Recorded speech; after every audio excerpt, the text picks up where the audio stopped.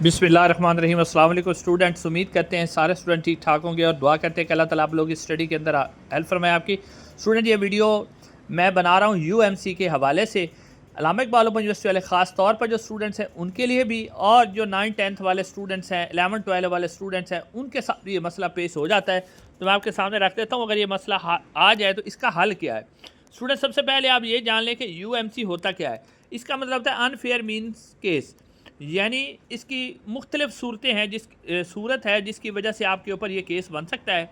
Number 1, student जब paper दे रहा होता है, चाहे वो अल्लामा इकबाल यूनिवर्सिटी का स्टूडेंट हो या किसी बोर्ड का भी स्टूडेंट्स हो, उसके पास से कुछ ऐसा मवाद निकल आए जो इम्तिहान यानी पेपर हल करने में उसकी मदद कर रहा हो। दूसरे अल्फाज में जिसे आप नकल कहते हैं, या किसी स्टूडेंट ने बूटी लगाई हुई है, किसी किताब का उसके पास पेज है, या उसने कुछ लिखा हुआ है अपने पास, इस वजह से भी आपके ऊपर अनफेयर मीन्स केस बन सकता है।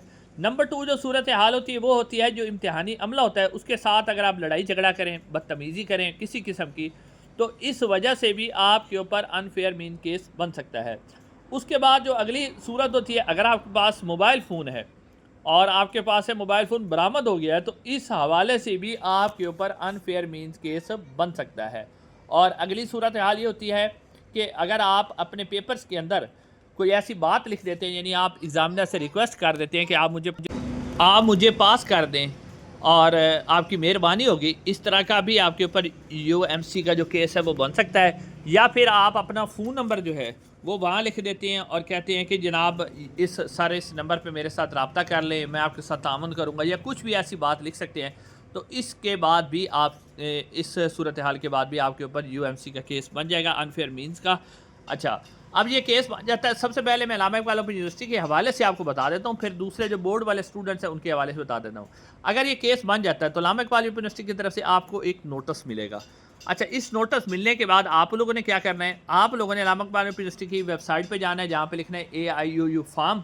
वो फॉर्म आप लिखेंगे तो आपके पास पूरी एक साइट खुल जाएगी, उसके अंदर आ जाएगा RUMC फॉर्म लिखा होगा, RUMC फॉर्म। उसके ऊपर आपने क्लिक करना है, वो डाउनलोड हो जाएगा। फॉर्म मैं आपको स्क्रीन पे दिखा देता हूँ। ये फॉर्म आपको स्क्रीन पे नज़र आ रहा है। यहाँ पर आपने पहली लाइन में अपना नाम लिखना है, फिर आगे आपका जो प्रोग्राम है वो लिखना है, कोर्स कोड लिखना है जिसका आपके ऊपर केस बना है, फिर हवाला नंबर लिखना है।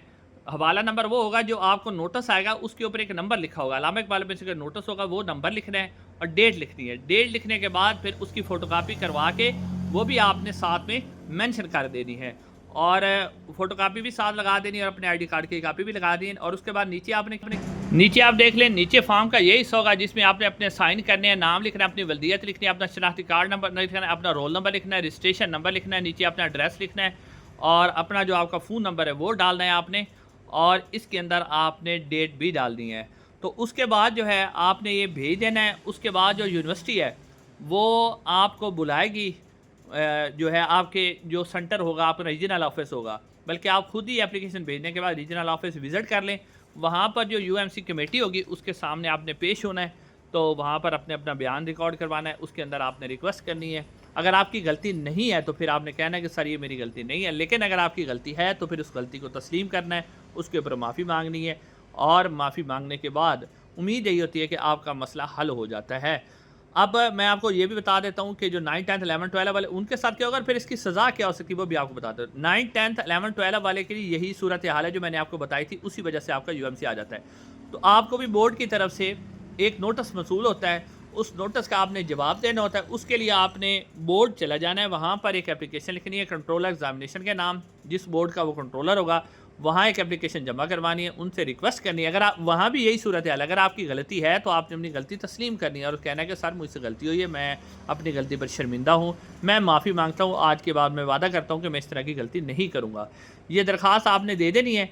तो उम्मीद यही होती है कि यूएमसी रिमूव हो जाता है। लेकिन अगर रिमूव नहीं होता तो फिर इसकी सज़ा क्या होती है। पहली सज़ा, चाहे वो अल्लामा इकबाल ओपन यूनिवर्सिटी वाले स्टूडेंट हो या दूसरी, पहली सज़ा जो सबसे कम सज़ा होती है वो यही होती है कि आपका पेपर वो वाला मनसूख कर दिया जाता है और उसमें आपको सप्ली दे दी जाती है। नंबर 2 होता है कि आपको नायल कर दिया जाता है 1 साल के लिए, 2 साल के लिए, 3 साल के लिए, कि अगर आप उसमें पेपर नहीं दे सकते उस बोर्ड के अंदर या उस अल्लामा इकबाल ओपन यूनिवर्सिटी के अंदर। और नंबर 3 ये होता है कि नायल करने के साथ साथ आपके खिलाफ थाने में मुकदमा भी दर्ज करवाया जा सकता है। तो ये सारी सूरत हाल है। लेकिन अगर आप रिक्वेस्ट कर लेंगे तो पहली सूरत हाल यही होती है कि आपको माफ़ी मिल जाती है। ना भी हो तो जो थोड़े से थोड़ा जुर्माना होता है वो यही होता है कि आपका पेपर जो है वो मनसूख कर दिया जाता है, उसकी सप्ली दे देती है और आप वो पेपर दोबारा दे सकती हैं।